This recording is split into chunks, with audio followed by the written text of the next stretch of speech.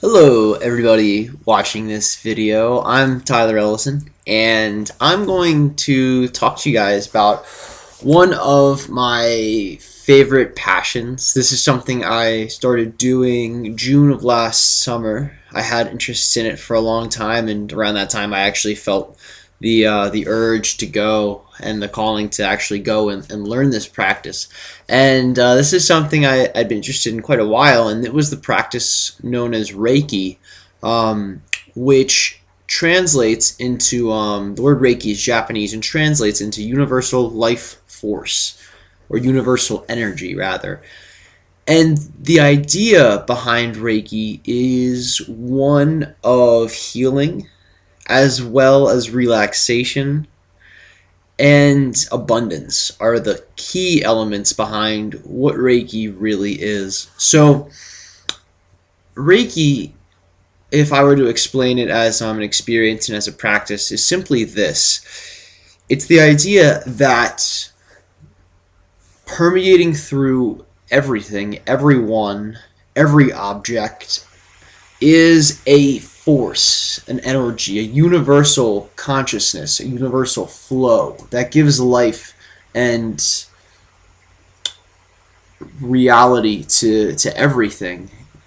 And the idea behind Reiki is that because this flow, this river, makes up every single thing, because it is every single thing, the source of this energy can be tapped into, and human beings, once they've tapped into it, are actually able to bring that energy through them, and they're able to allow for their minds, the chatterbox, to step aside for a moment, and while it's stepping aside, they're able to channel forth this abundant flow of universal consciousness, of energy, into themselves, animals, rooms, the planet, environments, people.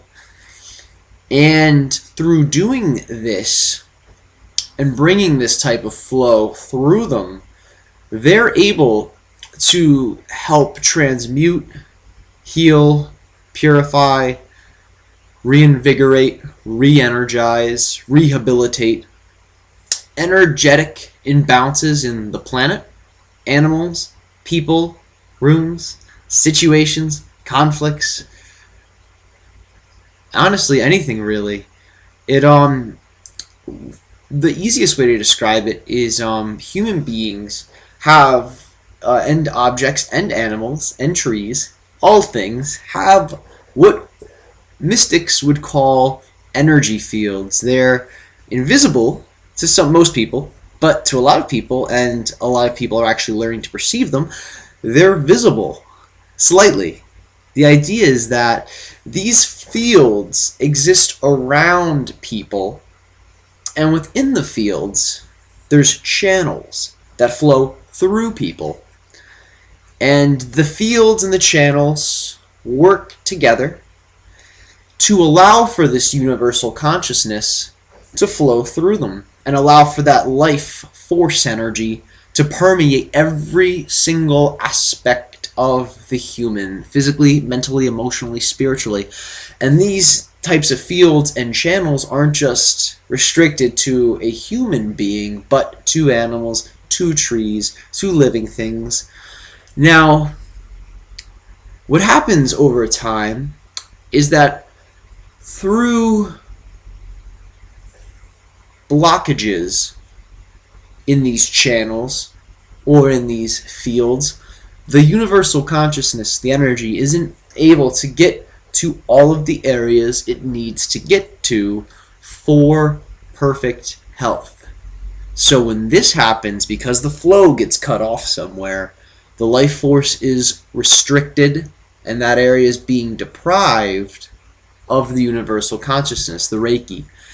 And because of this, the individual, the plant, the human, the animal, begins to experience ill effects, disease, stress, separation, maybe emotional turmoil. And When a lot of these blockages come and happen, that's when people can start to progress in sickness. Now, what Reiki does is it works to remove these blockages, transmute them, and allow for that needed flow to be specifically channeled into these areas so that health and equilibrium and homeostasis can be reestablished and then promoted once again. So, for humans, what typically causes our energetic blocks is our belief systems. Now, beliefs have a bit of a signature frequency to them. They have like a priority level, if you will.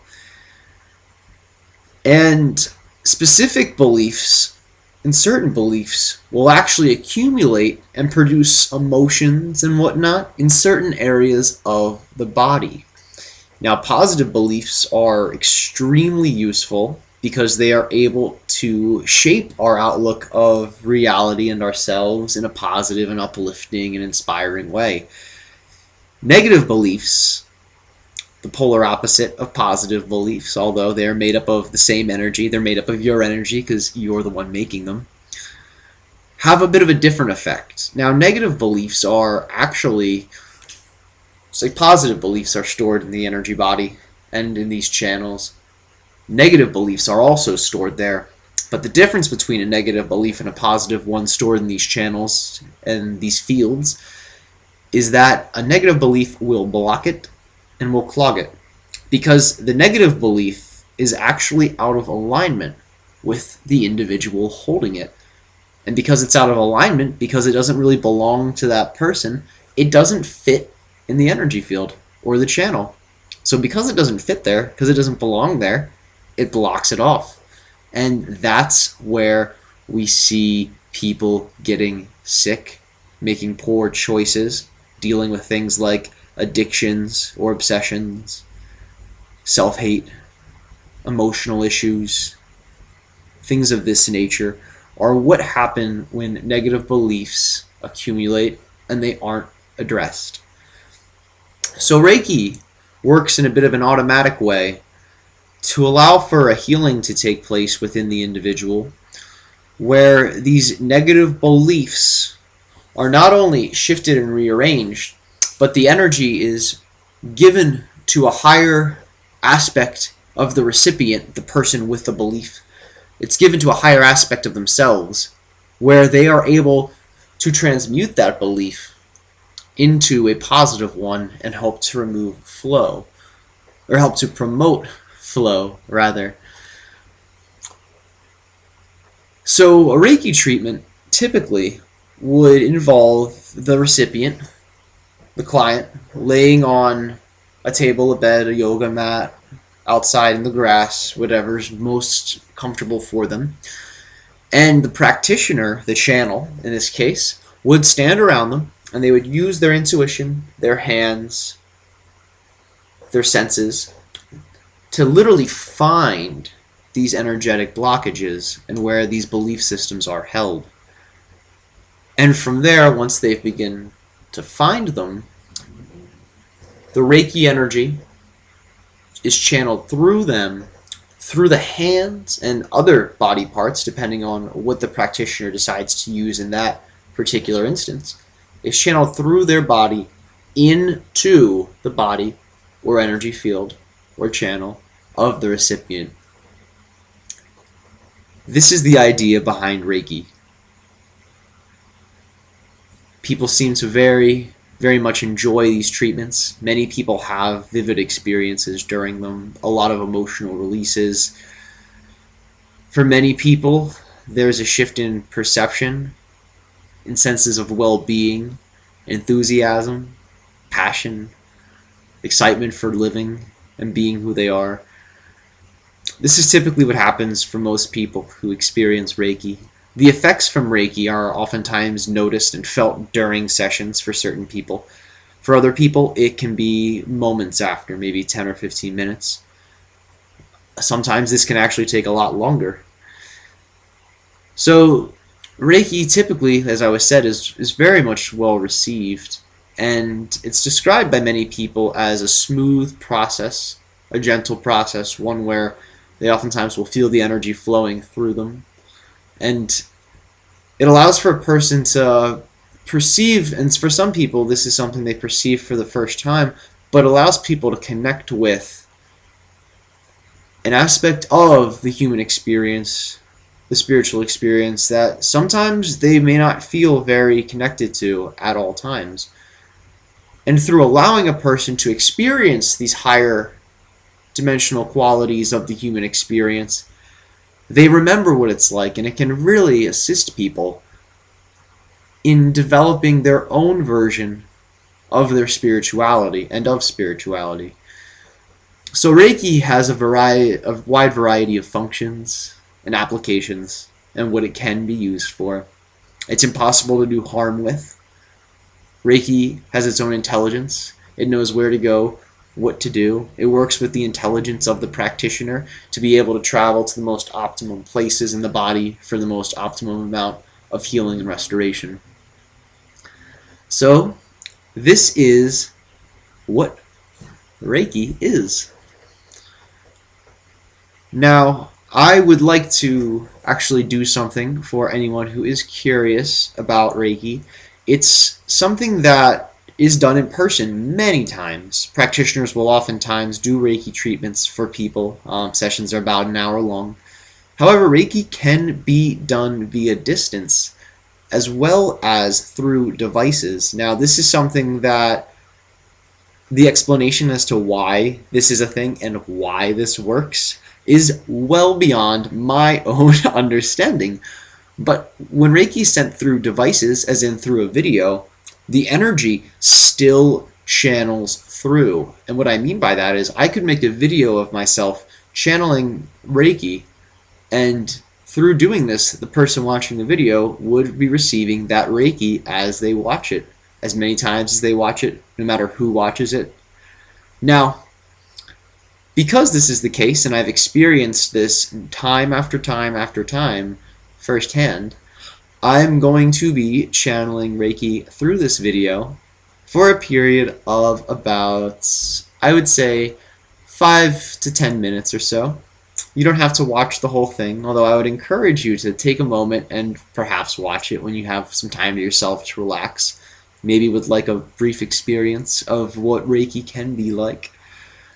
I do ask to keep the most open mind you can about this experience, because something like this that promotes relaxation and good health and inner peace can only benefit you.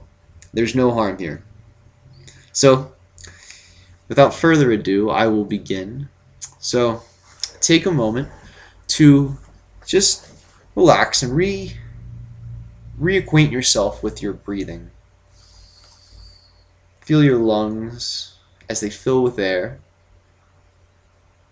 And as you exhale, notice the air traveling up your diaphragm and through your nose. Start to just breathe slowly in and out through your nose. You're watching a pendulum going back and forth, really slowly. You're just following it a few times. And while you're following it, allow your eyes just to shut for a moment. Start to really enjoy that breathing. Sometimes we forget to notice. Continue to watch your breath. And every time you take that deep breath, just remember you're getting more and more relaxed every time you do this. So allow yourself the time to get lost in it for a few moments. Now, during this treatment, you may notice that you have some thoughts, you may have some sensations, you may have some emotions that arise. So just remember that anytime something like that comes up and pokes you, just remember you have this amazing pendulum of the breath to reacquaint yourself with. And through doing so, just remember you'll get more and more relaxed every single time.